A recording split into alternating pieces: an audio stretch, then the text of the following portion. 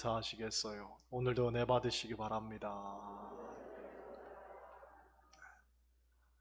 따라하시겠어요? 지혜 있는 삶, 지혜 있는 삶.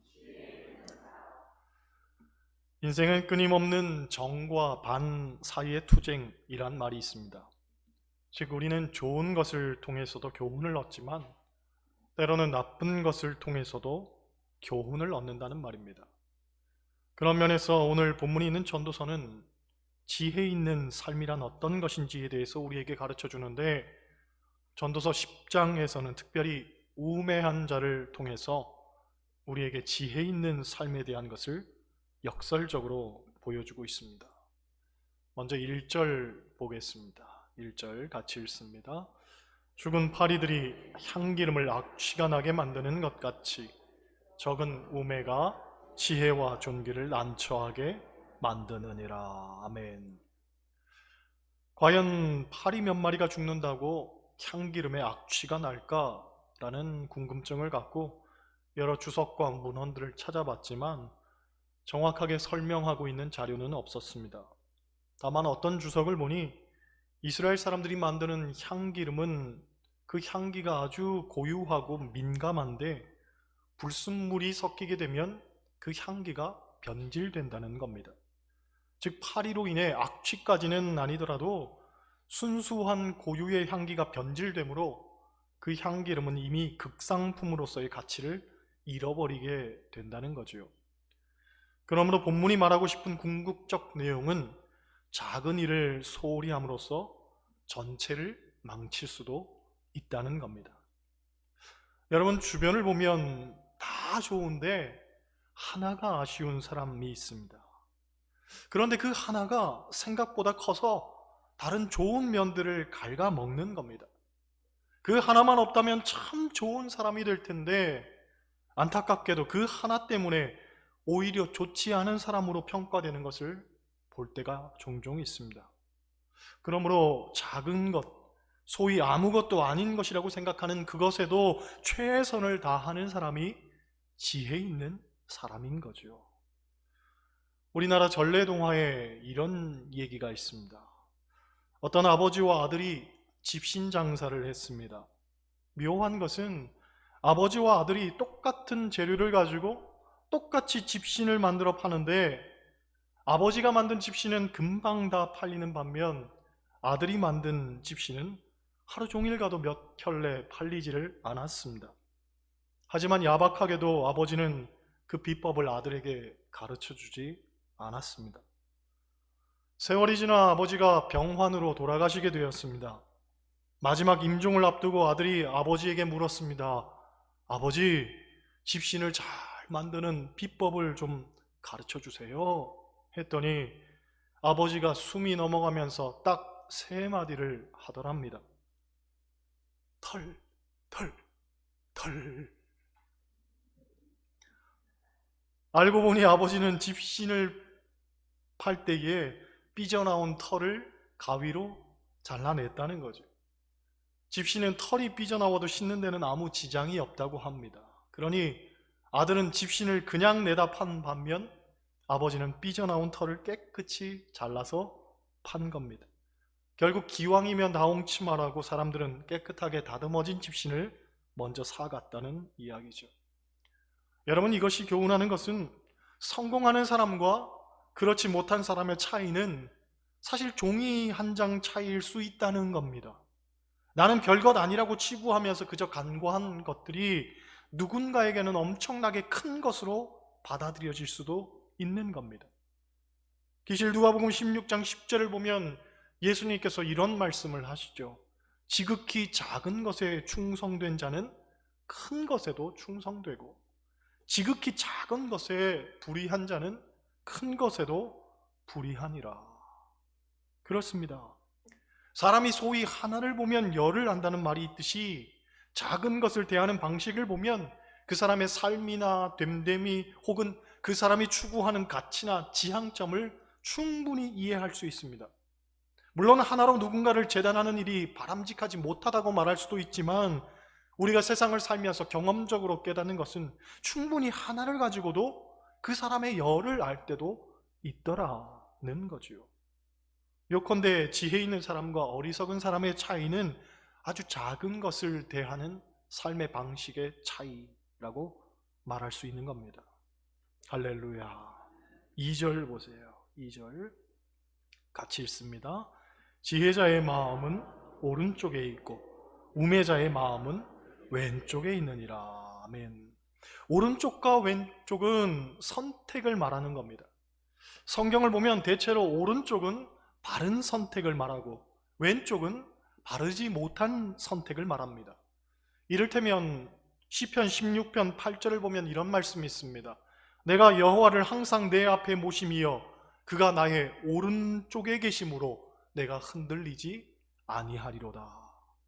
시편 16편 11절에도 이렇게 말합니다. 주께서 생명의 길을 내게 보이시리니 주의 앞에는 충만한 기쁨이 있고 주의 오른쪽에는 영원한 즐거움이 있나이다. 또 시편 121편 5절에는 이런 말씀이 있습니다.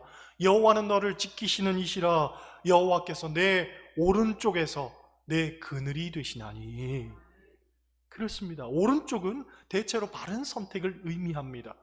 그래서 마태복음 25장에서도 예수님은 양과 염소의 비유를 말씀하시는데 양은 오른쪽에 염소는 왼쪽에 두라고 말씀하시면서 오른편에 있는 이들에게 내 아버지께 복받을 자들이여 나와 창세로부터 너희를 위하여 예비된 나라를 상속받으라 하고 말씀하시는 반면 왼편에 있는 자들에게는 저주를 받은 자들아 나를 떠난 마귀와 그 사자들을 위하여 예비된 영원한 불에 들어가라 하고 말씀하십니다.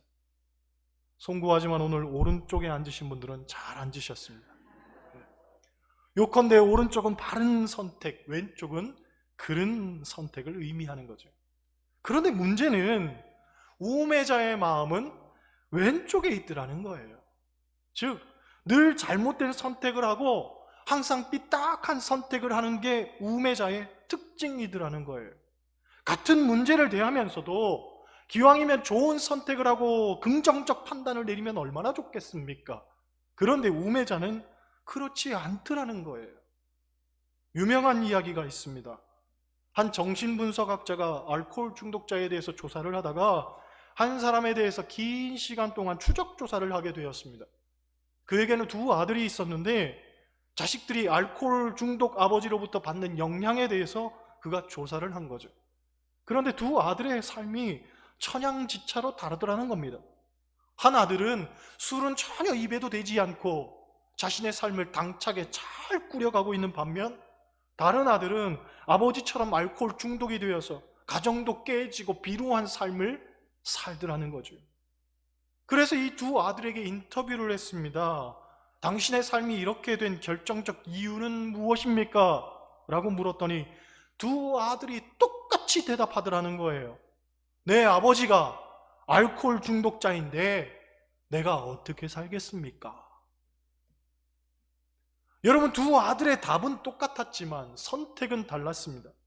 한 아들은 아버지가 알코올 중독자이니 나는 그렇게 살지 않겠노라 반면교사로 삼았으며, 다른 아들은 아버지가 알코올 중독자이니 나도 알코올 중독자로 사는 것이 당연하지 않겠냐 하며 자포자기한 인생을 살았던 거죠.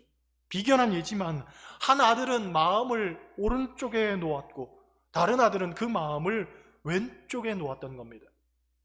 여러분은 어떻습니까?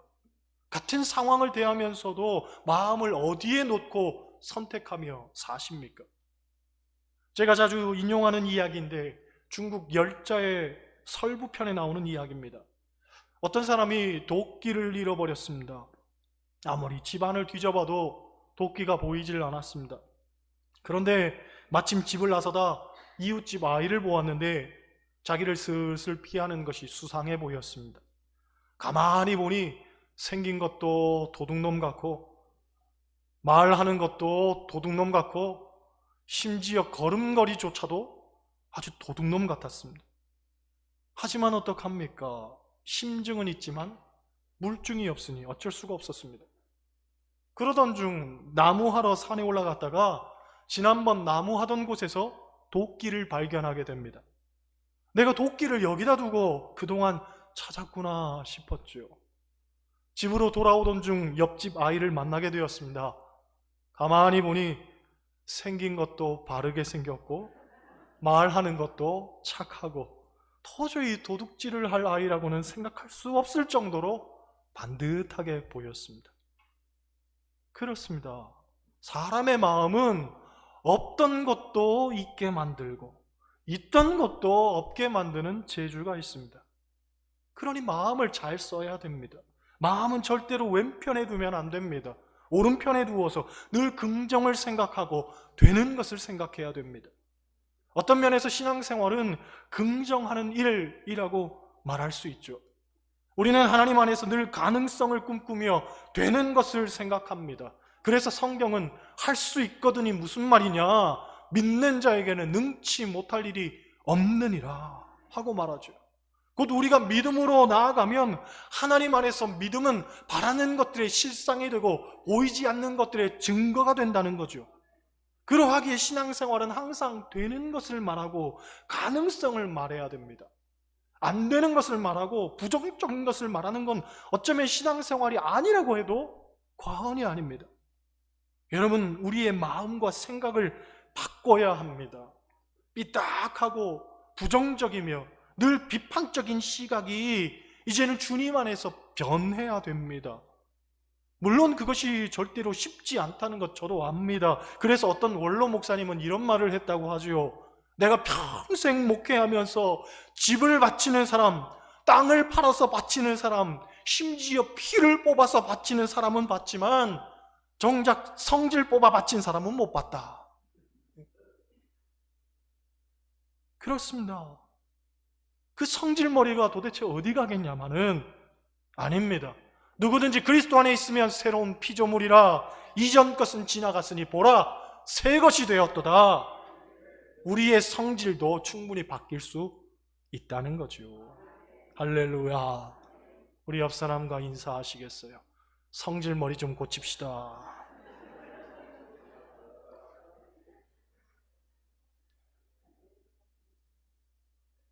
부부끼리 너무 잔인하게 그렇게 말하지 마세요. 3절 보세요. 3절 같이 읽습니다. 우매한 자는 길을 갈 때에도 지혜가 부족하여 각 사람에게 자기가 우매함을 말하느니라. 아멘.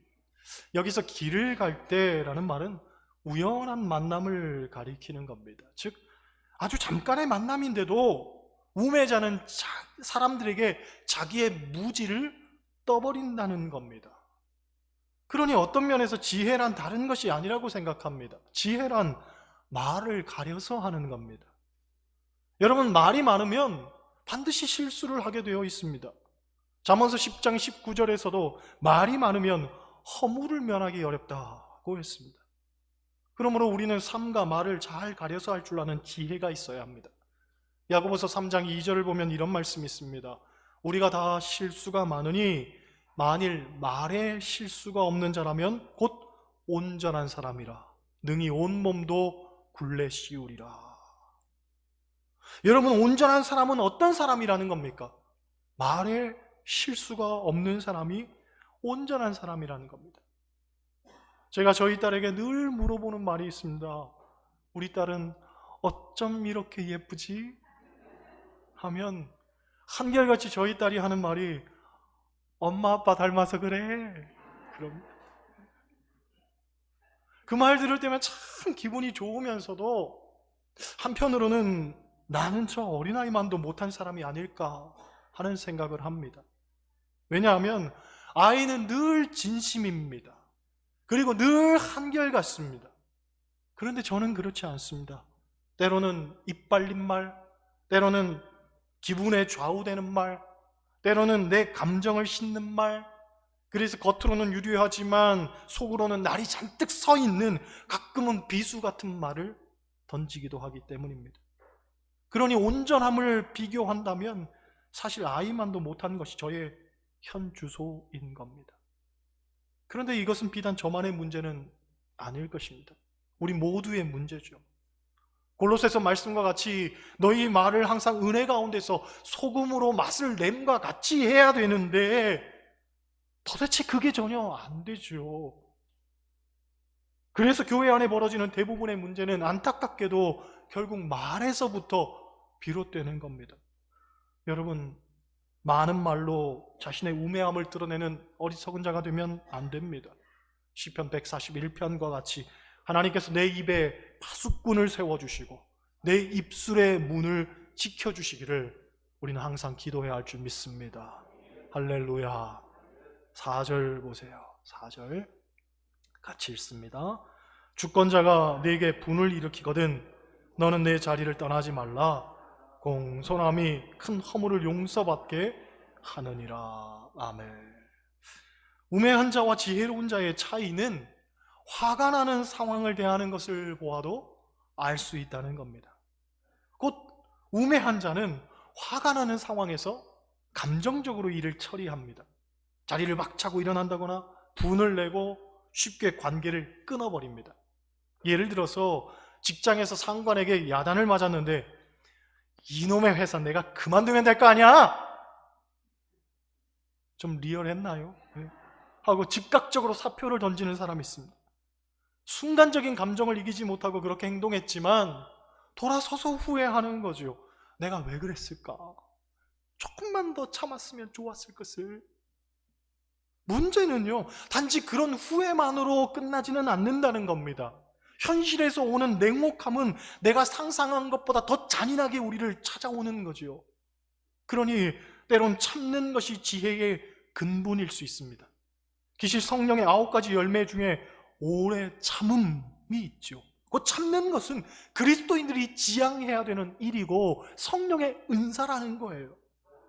여러분, 성공에는 3가지 요체가 있다고 합니다. 운, 둔, 근입니다. 이것은 삼성그룹 창업자인 고 이병철 회장의 좌우명으로 알려져 있는데, 사람이 능력 하나만으로 성공하는 건 아니고, 첫째, 운도 따라줘야 되고, 둘째, 좀 고치직하게 밀고 나가는 면도 있어야 되고, 셋째, 끈기가 있어야 된다는 거예요. 그 성공하기 위해서는 참고 기다리는 인내가 필요하다는 겁니다. 성경에서 인내의 표본으로 삼는 인물 하면 우리가 욥을 꼽죠. 야고보서 5장 11절을 보면 욥의 인내를 배우라고 했는데, 욥은 한순간에 재산을 잃어버립니다. 그리고 한순간에 10남매를 잃어버립니다. 게다가 거기다 엎친 데 덮친 격으로 육체의 질병까지 얻어서 죽을 고생을 합니다. 그런 그의 처참한 모습을 보면서 참지 못한 부인이 오죽했으면 하나님을 원망하고 죽으라고까지 했겠습니까? 그러나 욥이 참고 인내했더니 하나님은 그에게 갑절의 축복을 주셨다고 합니다. 그렇습니다. 우매자는 잘 참지 못합니다. 반면 지혜 있는 사람은 끝까지 참아냅니다. 야고보서 5장 7절을 보면 농부에게서 인내를 배우라는 말씀도 있습니다. 농부는 이른 비와 늦은 비를 기다리며 농사를 지어 곡식을 만들죠. 쌀 한 톨이 우리 입에 들어오기까지는 농부의 말할 수 없는 인내가 있다는 것 우리는 잘 알고 있습니다. 한자로 쌀미자는 열십자에 위로 8팔자, 아래로 8팔자. 무슨 뜻입니까? 농부가 쌀 한 톨을 만들기 위해서는 88번의 수고를 마다하지 않아야 된다는 거죠. 곧 농부가 진득하게 참고 인내했기 때문에 우리가 밥을 먹고 살 수 있는 겁니다. 성경이 말하는 가장 귀한 인내의 표본을 보여주신 분은 역시 우리 예수님이죠. 히브리서 12장 2절을 보면 예수님은 죽기까지 십자가를 참으셨기에 하나님 우편에 앉으셨다 하고 말합니다. 여러분, 그리스도인은 참아야 합니다. 그리고 참는 자가 지혜 있는 자입니다. 순간의 혈기를 이기지 못하고 분을 토해내고 화를 쏟아내면 당장은 이기는 것 같아도 그렇지 않습니다. 그 사람은 자신의 우매함만 드러낼 뿐이고 하나님은 그런 사람과 함께하지 않습니다. 기독교를 가리켜 사랑의 종교라고 말하죠. 기독교의 윤리는 한마디로 사랑의 윤리입니다.